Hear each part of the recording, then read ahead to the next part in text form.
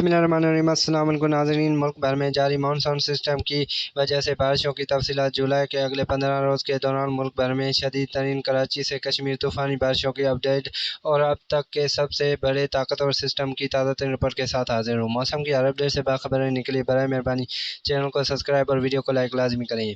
ताज़ा तरीन रिपोर्ट के मुताबिक आज और कल के रोज़ भी पंजाब के शुमाल मशरक़ी वस्ती और जनूबी इलाकों में बारिश का सिलसिला जारी रहेगा। मरी, रावलपिंडी, इस्लामाबाद, फैसलाबाद डिवीज़न, बावलपुर और सूबा सिंध के वस्ती और शुमाल मगरबी और ज़ेहरी इलाकों में शदीद से मूसलाधार बारिश का इम्कान है। खैबर पख्तूनख्वा, पेशावर, बनूकोट, बलोचिस्तान के मुख्तलिफ इलाकों में वक्फे से बारिशों का सिलसिला जारी है, जबकि मुल्क के बेशतर इलाकों में मौसम अबरालूदा रहने और गर्मी की शिद्दत कम रहेगी।